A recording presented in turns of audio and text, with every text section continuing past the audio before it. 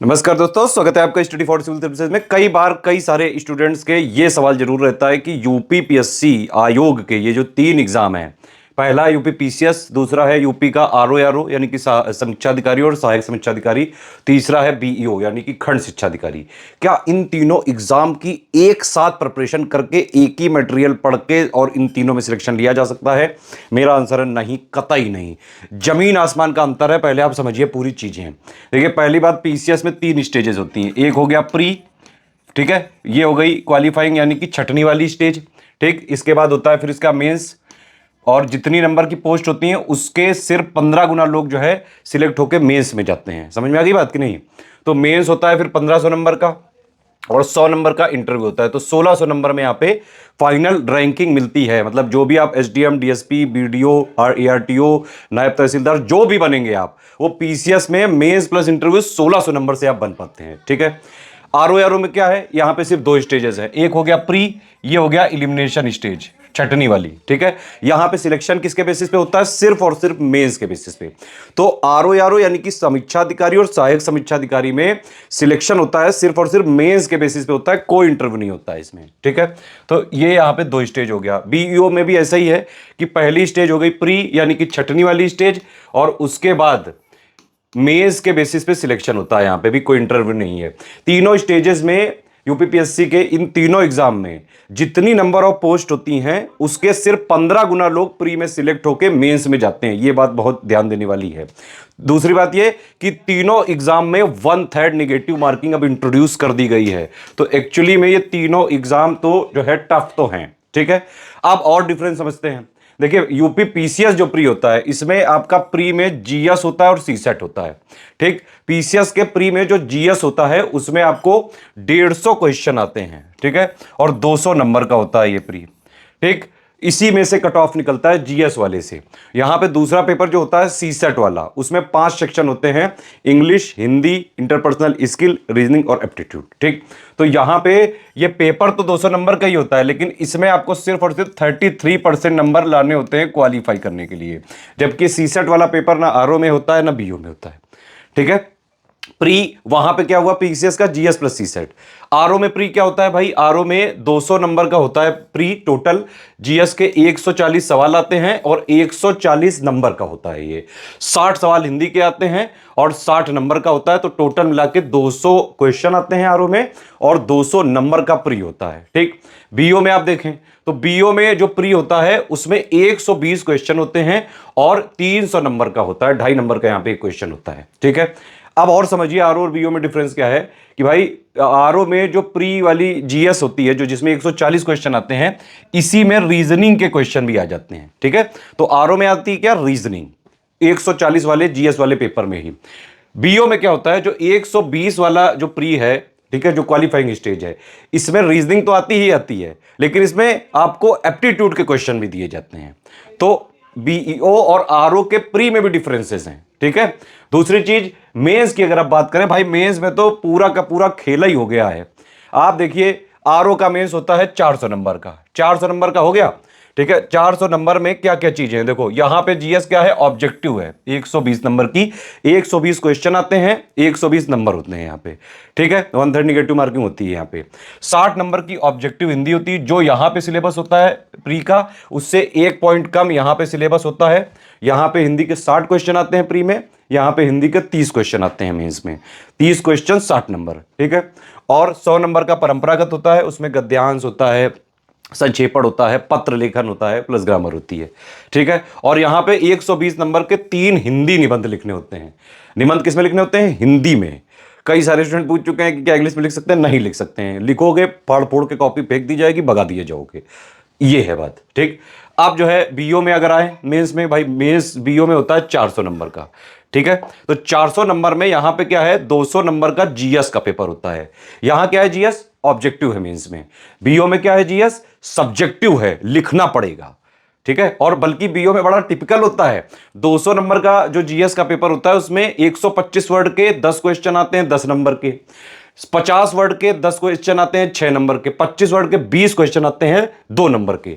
तो 40 question BEO में आपको जीएस वाले पेपर में बाकायदा लिखने पड़ेंगे, उसके आंसर डिस्क्रिप्टिव आप समझ रहे हैं कि नहीं, ऑब्जेक्टिव नहीं है यहाँ पे, ठीक है। और 200 नंबर में हिंदी और निबंध का पेपर होता है, इसमें भी निबंध हिंदी में ही लिखना पड़ता है और यहां पे निबंध आते हैं 2, ठीक। तो आप समझ सकते हैं कि बीईओ और आरओ के मेंस में एकदम इंटायरली डिफरेंट है ये। यहां पे क्या है, जीएसआरई ऑब्जेक्टिव, यहां पे क्या है, जीएसआरई सब्जेक्टिव, 40 क्वेश्चन, और वो भी 125 वर्ड, 50 वर्ड, 25 वर्ड, बाकायदा इसमें आंसर राइटिंग प्रैक्टिस करनी होती है। बीओ की 2019 में लास्ट वैकेंसी आई थी, 2020 में इसका रिजल्ट आया था, और उसमें से 300 पोस्ट में से करीबन 100 post study for civil services के स्टूडेंट ने एक्वायर करी थी।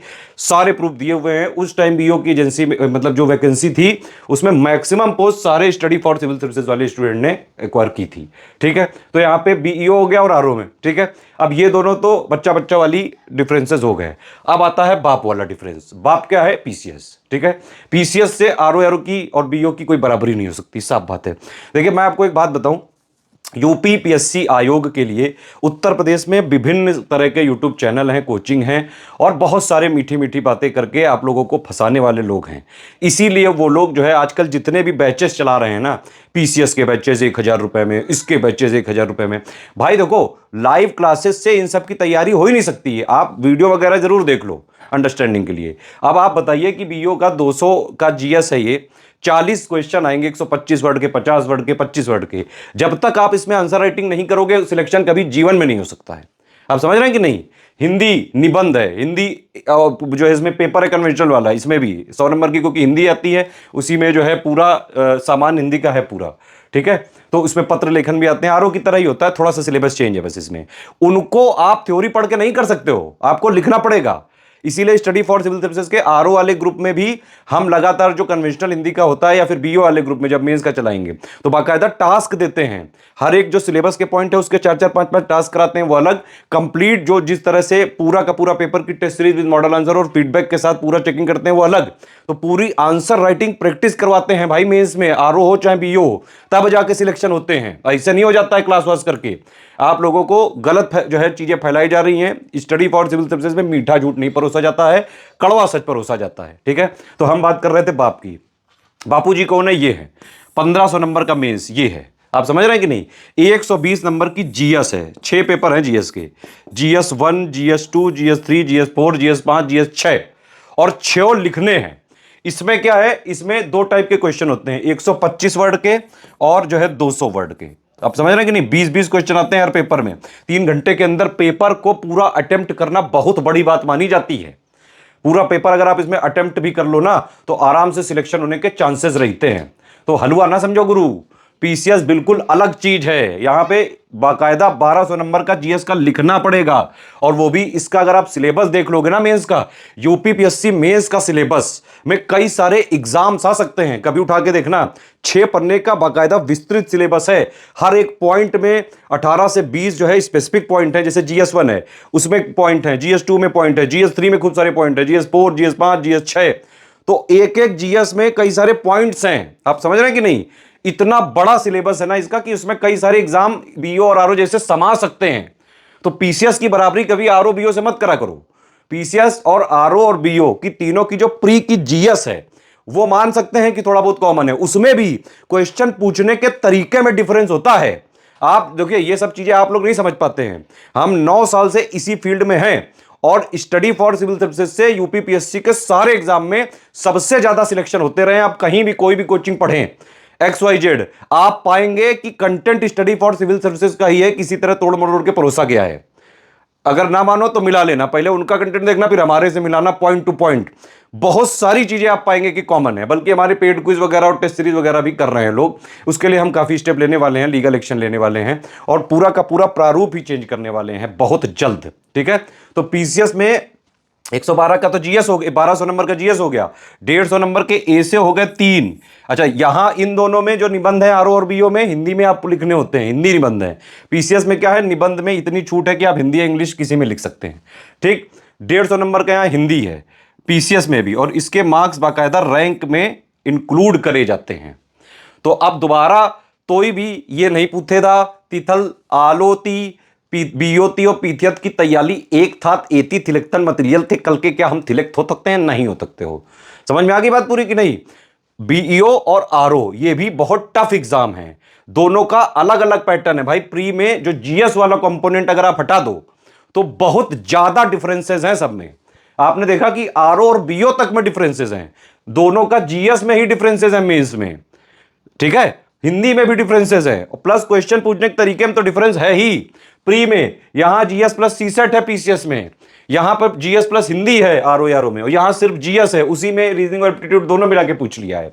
और मेंस में आप तीनों का सिलेबस उठाइए। देखिए जो भी यूपीपीएससी के किसी भी एग्जाम की तैयारी करना चाहते हैं एस्पिरेंट्स, उनको एक बार पूरा नोटिफिकेशन पढ़ना चाहिए। नोटिफिकेशन में सबसे इंपॉर्टेंट पार्ट होता है सिलेबस। सिलेबस जरूर पढ़ा करो गुरु, अदरवाइज जो है आपकी बिल्कुल ही जो है लुल्ल मानूंगा मैं आपको कि अगर आप बिना सिलेबस बिना पीवाईक्यू, जितना इंपॉर्टेंट है एग्जाम ओरिएंटेड अगर तैयारी करनी है तो ये बेसिक चीजें हैं। अगर आप अपना बेस ही मजबूत नहीं करोगे, सिलेबस ही नहीं पता है, कई सारे लोगों को सिलेबस ही नहीं पता है, वीओ का क्या सिलेबस है, आरओ का क्या सिलेबस है, पीसीएस का क्या सिलेबस है। और यूपी पीसीएस का मेंस के सिलेबस में जितना बड़ा सिलेबस है उतने में कई सारे आरओ बीओ वाले एग्जाम घुस सकते हैं इसमें। तो कभी भी ये ना कहीं ना कि पीसीएस आरओ और बीओ एक एग्जाम है। बात समझ में आ गई कि नहीं।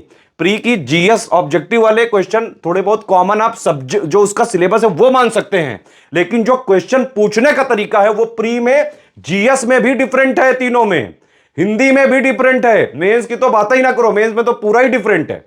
आप देखेंगे कि जो इन तीनों में से मेरे हिसाब से अभी 2000 आरओ 2023 का पेपर उठा लो जो लीक हो गया था, आरओ 2021 का पेपर उठा लो, ठीक है, यूपी पीसीएस 2021, 22, 23 और 20 वाला पेपर उठा लो, और बीओ का 2019 वाला उठा लो, उसमें देखो बहुत सारे डिफरेंसेस हैं। मुझे लगता है कि सबसे जो एक्चुअली टफ नहीं मान सकते हैं यहां पे आरओ में फैक्ट बहुत ज्यादा स्पेसिफिक पूछते हैं। जो यूपी पीएससी स्पेसिफिक फैक्ट्स हैं वही आपको पढ़ने पड़ेंगे।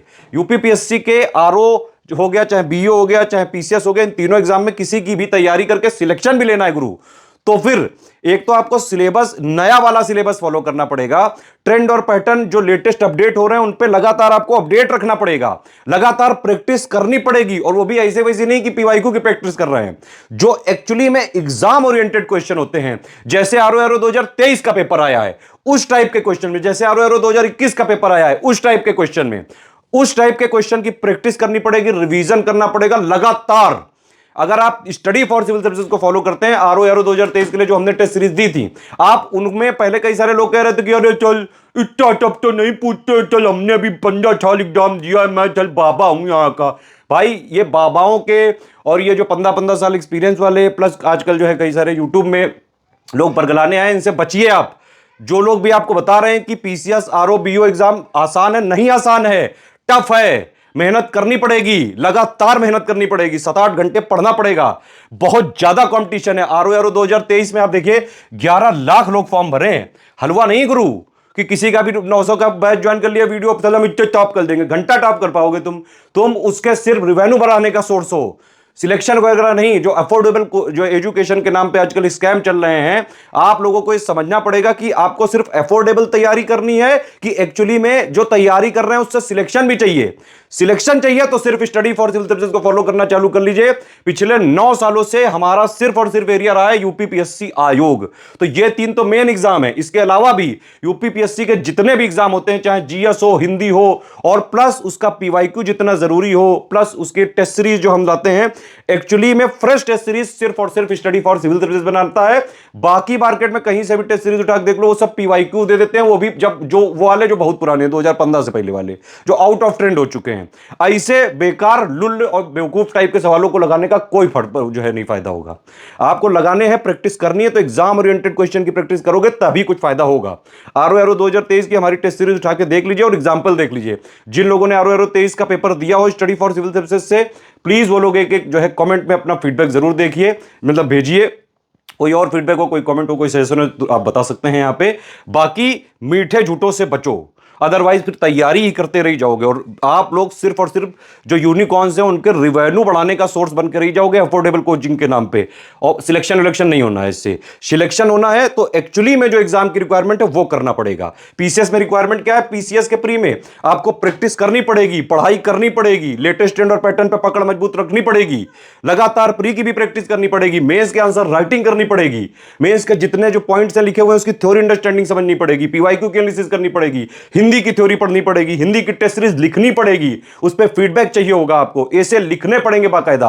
आरओ में भी आपको लगातार आजकल का पैटर्न देख लीजिए, री एग्जाम जो होने वाला है, जो अभी हुआ था 11 फरवरी को जो लीक हो गया था, उसके देख लीजिए सवाल, वो उस टाइप के ही सवाल लगाने पड़ेंगे, उस टाइप का ही कंटेंट पढ़ना पड़ेगा आपको, तभी होगा। स्टडी फॉर सिविल सर्विसेज का बैच चल रहा है आरओ 2023 का री एग्जाम का, और हमारे क्वेश्चन एग्जाम ओरिएंटेड अभी से नहीं, जब से हमने चालू किया तब से हैं। इसीलिए कई बार हम पे आरोप लगते हैं कि आप जो है ज्यादा कठिन पूछते हो। ज्यादा कठिन नहीं पूछते हैं, जो हम पूछते हैं वो एक्चुअली आयोग जो है धीरे धीरे अडॉप्ट कर ही लेता है। देखिए अभी आरओ 2023 में क्या खेला हो गया, कई लोग जो है देख लिए होंगे, और जो इधर उधर की वनडे कोचिंग में 600 रुपए में बैच है, 50 वीडियो देख के आ गए। अरे वीडियो देख के क्या हो जाएगा जब खुद नहीं प्रैक्टिस कर रहे हो भाई? आप बात समझ रहे हो कि नहीं? तो मेरा सिंपल मकसद यही है कि स्टूडेंट को सच्चाई बताना, कड़वा सच्ची बताऊंगा मैं, बाकी और कोई चीजें हो तो आप पूछ सकते हैं। तो आधे थे ये नहीं तैना है ती आलो पीतियत और बीओ की एक था तैयाली कल के थिलकथन भी लिया जा सकता है। बात समझ में आ गई? दाओ तिलो।